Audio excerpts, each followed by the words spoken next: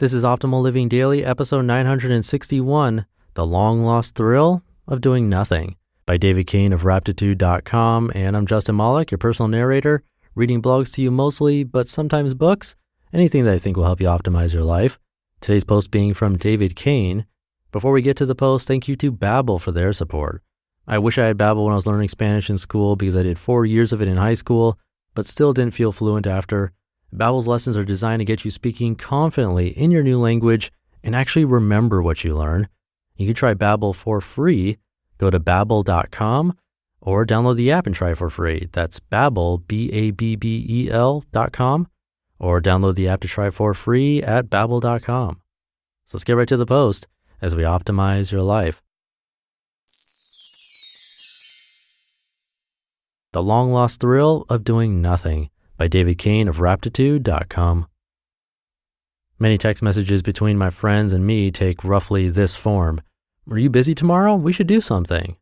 That something often isn't defined at the time, but when we arrive in each other's physical presence after we've caught up, eventually one of us has to ask, so what do you want to do? Then we have to decide. We could go for a walk, go eat, play a board game, check out what's happening in the city, just chat, or something else.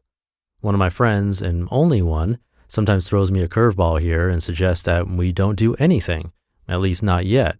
We can just lounge here in the living room, or not quite lounge, but just relax and do nothing. I'm struggling to pick a verb for it. Laze and lounge both have moral connotations, as do chill or veg. Hang out is too general and it could mean switching on the TV, opening a bottle of something, or catching up.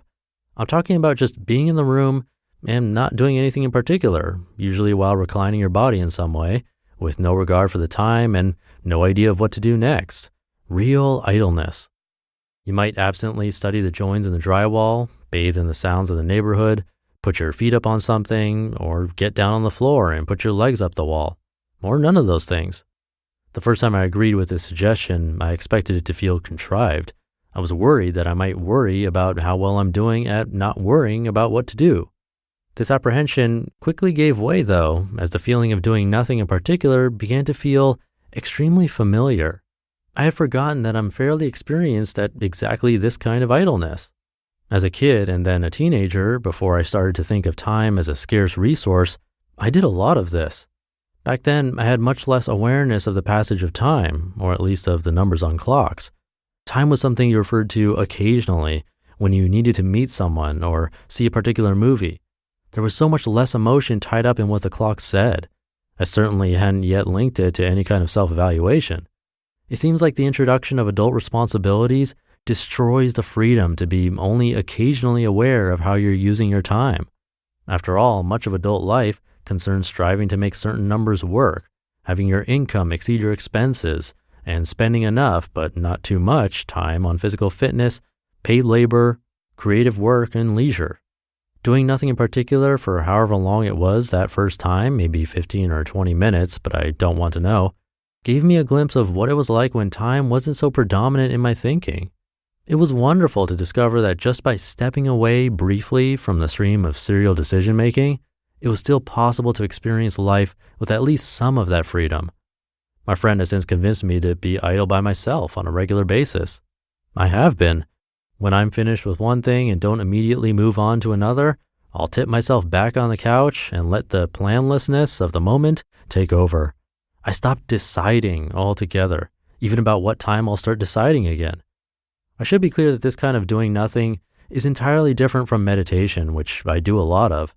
Even though meditation is all about abiding in present moment experience and refraining from entertaining thoughts about past and future, it does require a specific intention and enough self-oversight to keep yourself on track.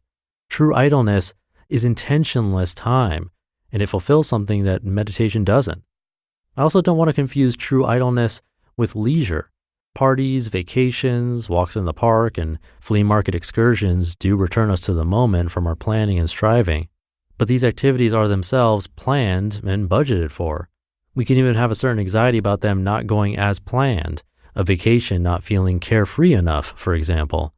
Spontaneous idleness challenges an urge that's deeply ingrained in many of us, especially in modern secular societies, the persistent need to feel like we're making something of our time. This urge has many names and styles: the Protestant work ethic, the American dream, the bucket list, the examined life, any form of get busy living or get busy dying. Each of these ideas can drive some pretty incredible lives, however, and create a lot of enriching experiences. There's a reason we so often think of time as an investment. The way you spent your time in the past is largely what created your present, and that mechanism is always operating.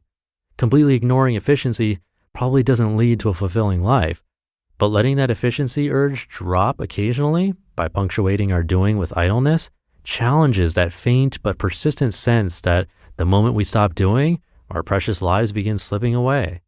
That belief, which has largely motivated my adult life, is starting to seem completely backwards. Maybe life is slipping away in every moment we're afraid to stop doing stuff. After all, nothing detracts from the enjoyment of your life like a creeping fear that you're doing it wrong. I don't want to think of idleness as another investment, time exchanged for more wellness. So instead of thinking of it as an activity, we can think of it as an insight worth remembering. The end of one activity doesn't need to be the start of another. You can simply remain where you are for a bit without setting a course. If you're a compulsive planner like me, going idle feels something like letting go of the side of the pool.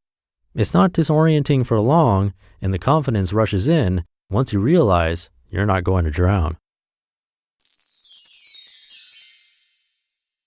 You just listened to the post titled The Long Lost Thrill of Doing Nothing by Cain of Raptitude.com.